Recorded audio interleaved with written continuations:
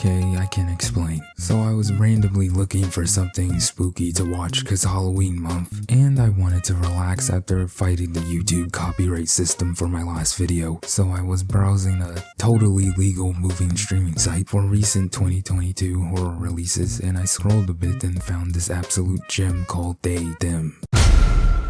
It's a great day to be alive, isn't it?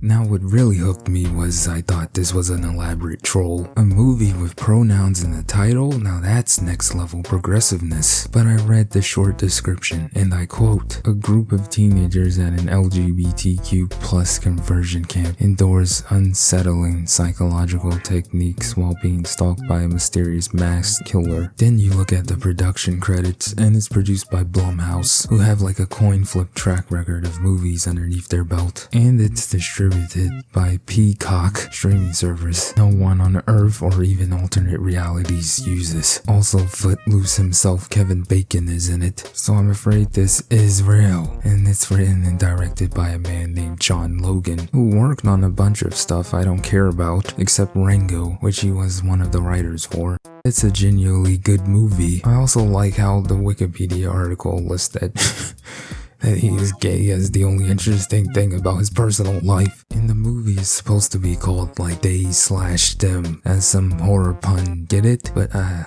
just had to know what this is. Like, who is the killer? Some guy that doesn't use pronouns? Orange Man Bad XP? Is the movie secretly red pilled and it just kills off a bunch of protected class individuals the same way a regular horror movie would for straights? Well, let's find out.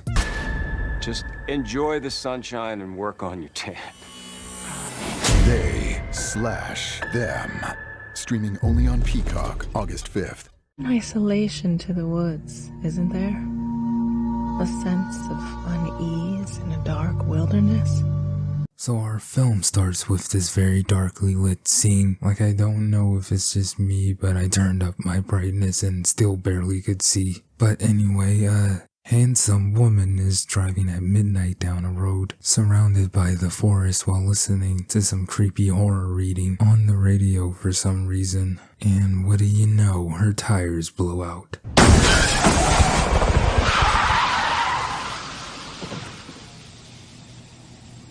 Deciding to get out and check on her tires, she starts to get spooked by random noises. But it turns out it's just a humble deer. Or is it? After that, she scrams to the car, but the killer wants to ask her a question before she goes.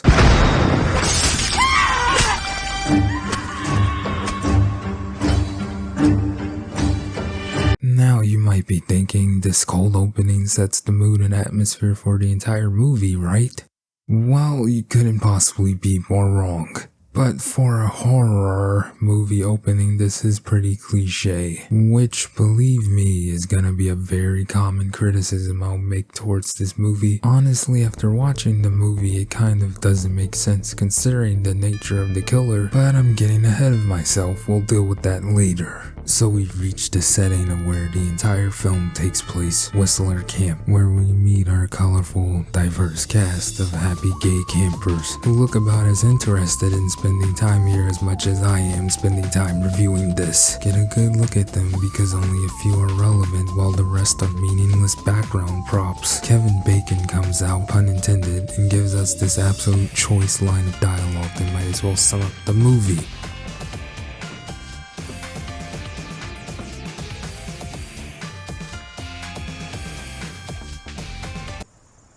I can't make you straight. Whoa, wait a minute, this guy sorta looks like Elliot Page to me. Like, I can't be the only one that sees that, right? Next, Kevin rambles on about how this is totally not a conversion camp, and that they aren't evil, as if I didn't read the damn movie description, or as if anyone would seriously believe that when they were forced by their parents to come here, because they're too gay, apparently. Conversion camp, and you start to imagine all kinds of homophobic bullshit. Well, that is not what we're about here. Okay, I believe you. God doesn't hate you either. And any son of a bitch that tells you otherwise is a bigoted asshole, and that is officially the last time that you're gonna hear about the man upstairs. I promise. Bigoted asshole, huh? Unfortunately, that's my middle name. What we need to know from this drawn-out scene are the camp counselors. Whistler, she is our licensed therapist, and as you might have guessed from the name, my wife. There's Nurse Molly, who takes care of any little mishaps that may occur. Molly's new here, so take it easy on her. And that's Zane, our athletics director, and a former student here, so he knows all the ropes. And boys, he's taken, so hands off. And that beautiful woman right there is Sarah, Zane's fiancée. She's our activities director, and she is going to keep you busy. Believe you me. And over here we have Balthazar. That's our handyman all around, Mr. Fix-It. Say hello, Balthazar. Balthazar. And that finally is old Duke. Duke is the best character in the movie, by the way. After that, he asks everyone to hand over their phones because they're off grid. How convenient. Along with their meds, which I question because, like, what if they need to keep certain medication by their side so they don't suffer problems? Unpack, we'll meet in the lodge and say, half hour, get started. Boys' cabin over there, girls' cabin over there. Whoa, you can't just say that, you Bigoted asshole. Well, we finally meet our main character, everyone, Jordan. Okay. I'm trans and non-binary. I use they, them pronouns. As in, they can't believe they're at this fucking camp. The next day, we just start off with a tell us about yourself bonding circle scene where everyone dramatically talks about how gay they are and how hard it is being gay and parents bad. I want to start with a simple question. Why are you gay?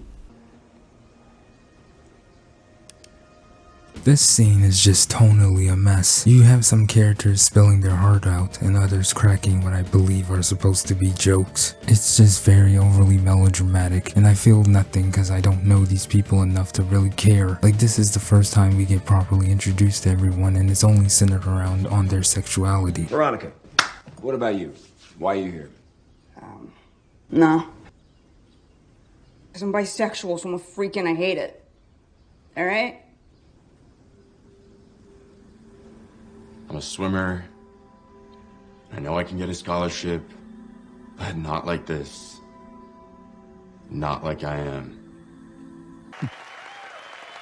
Acting. In school. I'd die if they found out. It's like I'm pretending to be this thing, and I don't want to pretend anymore. My parents made me come. I just want to fit in. It was come here or you're out on the street, honey. Now when I go to college, I'm gonna pledge my dad's fraternity, which I kind of have to, or he's gonna, like, disown me. I mean, house seats. And I'm not that complicated, honestly. I just want to be like everybody else. Fifth row center. I want to be my parents' grandkids. I'm gay. Fag. There goes the fag. Blow me, fag. Paging Dr. Faggot! I want to be entertained. I want to live my life.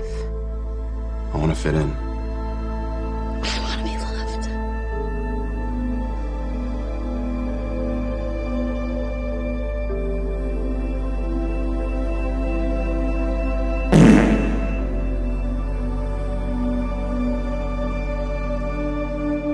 We all shared. Why are you here? I come from a religious family. They don't understand me. If I come here for a week, they'll let me legally emancipate myself. Emancipate yourself to do what? Be myself.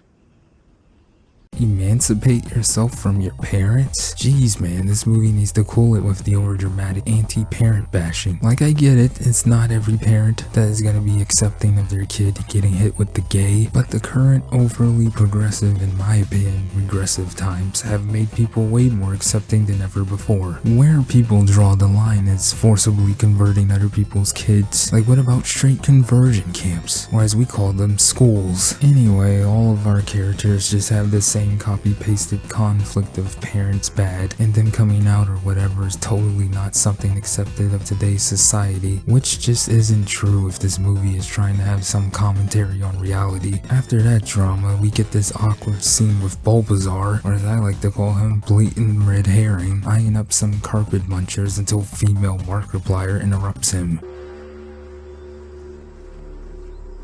Wrong team, fuckwad.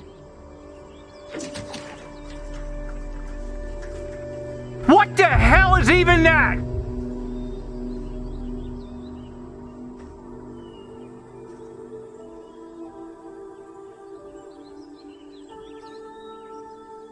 Everyone except closeted jock guy gets along upon first meeting each other, cause of course they do. Like seriously, he's the only character that doesn't instantly get along with everyone. I'm not even exaggerating. Then morning comes and woman whose name I forgot, so I'm just gonna call her Shaniqua, is the first to wake up and decides to go to take a shower alone. Now I can read your mind. Horror movie going out in the woods alone early in the morning, shower scene. Sounds like prime material for a killer to show up after being absent right after the opening. Well,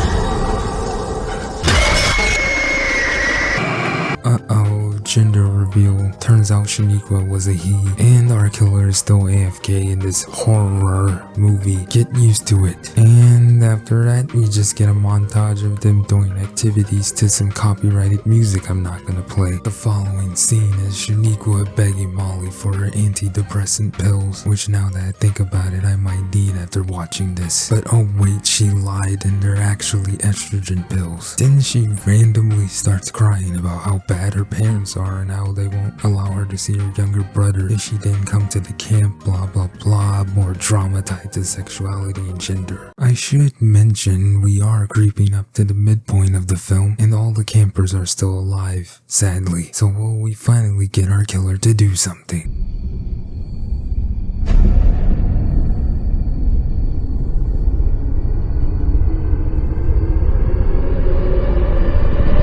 Nope. Up and at 'em, gents! Get dressed. It's time to play. Did you send me pictures of them with their little skirts lifted and their fucking nuts hanging out? I don't want to see that shit! I'm not gay like you!